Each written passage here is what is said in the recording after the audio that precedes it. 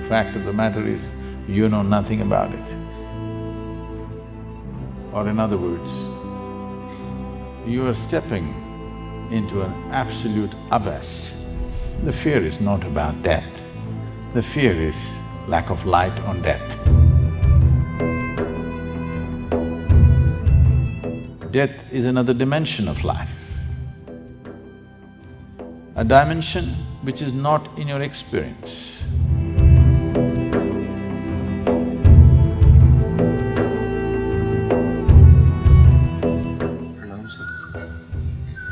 They say the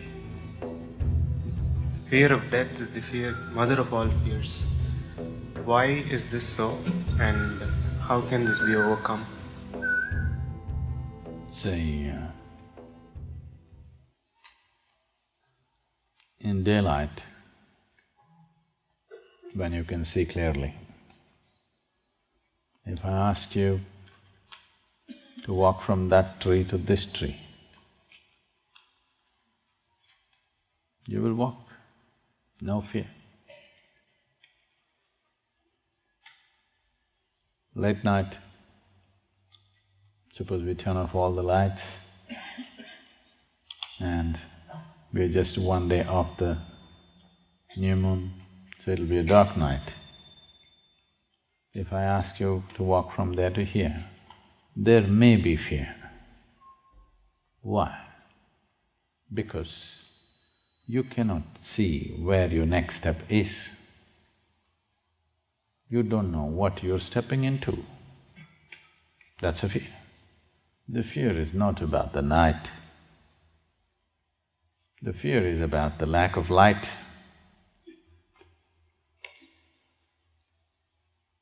Because there is no light, which means your visual apparatus are no use, suddenly there is fear. Because you are unable to grasp where is the next step. When it comes to death, it's a nice day to live and die. When it comes to death, it doesn't matter how many things you have fooled yourself with. Doesn't matter how many books on death you have read, how many things you have heard. Suppose next moment is death, you know nothing about it. The fact of the matter is, you know nothing about it. Or in other words, you are stepping into an absolute abyss. You're stepping into a dimension that you're unable to grasp. You can't see it, you can't hear it, you can't smell it, you can't taste it, you can't touch it. That means you have no way of knowing anything about it. Because you're stepping into something that you cannot see, you cannot in any way sense, there is fear. The fear is not about death, the fear is lack of light on death. Now, is this the mother of all fears? When we say mother of all fears, I know this word is being used in many ways. People have used this in terms of mother of all battles.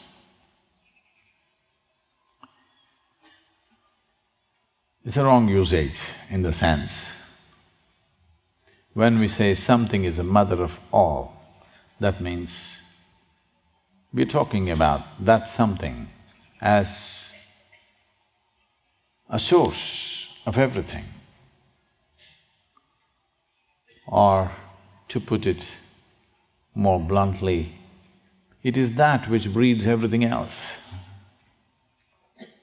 So is death or the fear of death the mother of all fears? Does it breed every other fear?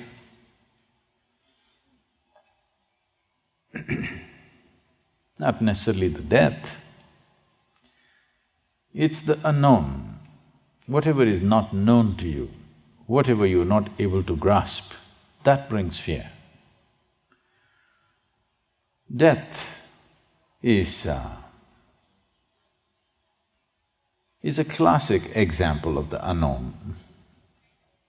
Of all the things that you may know and not know, death is one thing that for sure you do not know. Human mind is capable of projecting itself in many ways. It's capable of corrupting everything.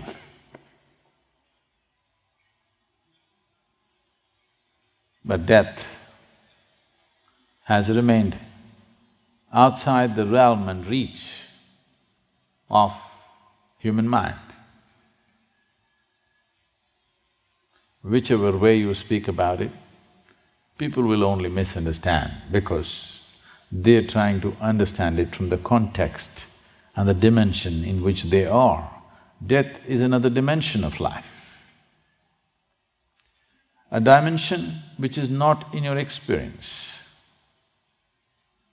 If you try to understand, you will only draw parallels with what you already know. So, when it comes to death, you should not try to understand. You can only know it by experience.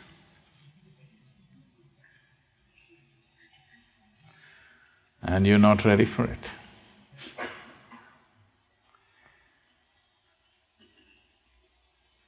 It is… at least this much you know. Though there are some people propagating that they will rise in death with their body. But any sensible human being knows that when a person dies, the body is left behind. Because body is not your property, it's Mother Earth's property. If anybody rises with their body, they must be booked under ecological laws. Because if all of us rise with our bodies, what will happen to this earth? There is no such thing. The material of the earth has to go back to earth. It's perfectly fine. Today this is a man, tomorrow it's manure, and good manure. Flowers will come, you know, mangoes.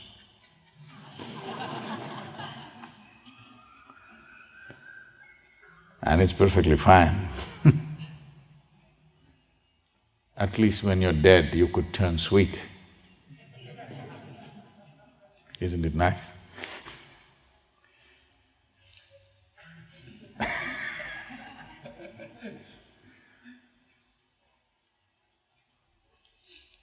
When man goes, he becomes a mango.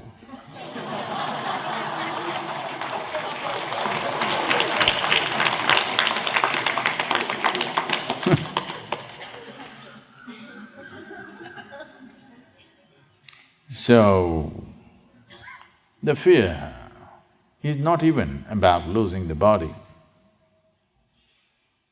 If only you had a clear-cut knowing or an insight as to what will happen after you die, you would come to terms with it. You would check how the accommodations are out there.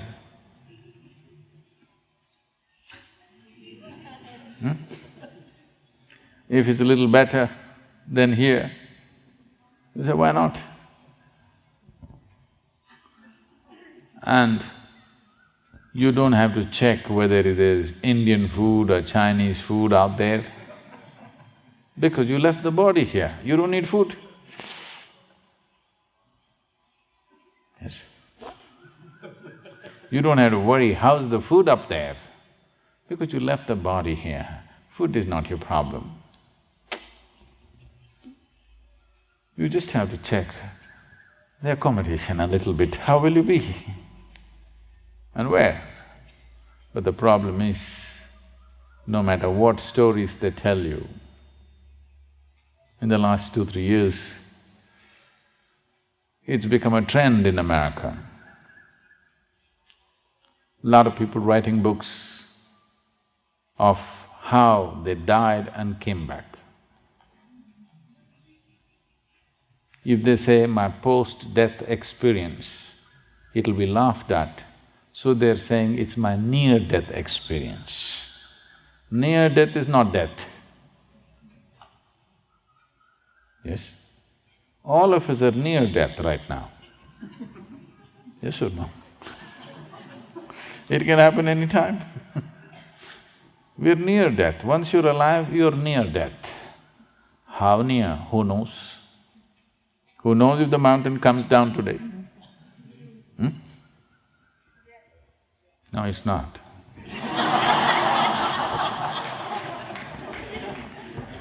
But no guarantee. There is no… It's a beautiful mountain, okay? It it has no bad reputation of erupting in fire, but suppose it chooses to erupt today, what to do? We enjoyed being at the foothills of a mountain. If she decides to erupt, what can we do? No, it's not going to happen, that's different. But what you call as life is such a fragile process. Just inhalation, exhalation, inhalation, exhalation, inhalation, exhalation. Next inhalation did not happen, gone. Just watch it. So fragile. Gone? Yes or no? Very fragile. It's like this, little like this, gone. At the same time, see how sturdy it is, how many things a man can do. But so fragile, it can go away. Don't think you have to be shot in the head to die. Many people drink water and poof, die. Eating noodle, they die. Yes, simply somebody goes to bed and they die right there. Yes or no? Every day. Don't think every day an earthquake has to happen, a volcano has to erupt, a bomb has to come, no. Simply sitting here, people die just like that. So we are all near death. But there are a few entrepreneurs who write books which sell millions of copies about near-death experience. So, though all kinds of things have been written about it, next moment if you're going to die, you know nothing about it. When you think you're not going to die, you can make up all kinds of stories. Suppose you're going to die at the next moment. Stories won't stand, they will fall. So when all the stories that you believed in suddenly melted away, fear arises. Because the next step, you can't see where you're putting your foot. You don't know what it is. So, death is not the mother of all fears. Not being able to sense what is next is the mother of all fears, and death kind of epitomizes that experience. But you will see in this culture, people choose to die at a certain time, they fix their times, they sit down, with a very blissful smile on their face, they die. because they have realized the nature of life. If you know the nature of what this is, then there is no death. Death is a fiction, in a sense. Did you ever die, anybody here? No, I'm not asking near death, I'm saying real death. Did you ever die, anybody? No. No. Did you meet anybody who died and came back? No. Have you ever seen a dead person? Where? Where? You saw a dead person? Where? No, you've seen a dead body. Have you seen a dead person? No. You only saw a dead body, not a dead person. So you have not seen a dead person, you have not met somebody who died and came back, nor have you any personal experience. So, how did you conclude that you will die?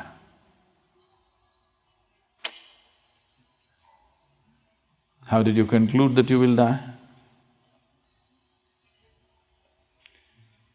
This is why,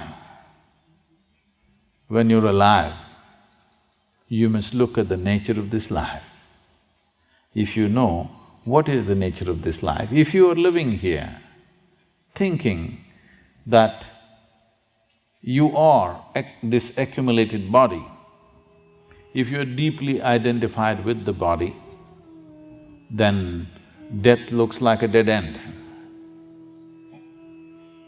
If you know something in your experience, not in your thoughts, in your experience you know something beyond the body, then a dimension beyond the body is not a scary one, not a fearful one, it's a welcome one in many ways.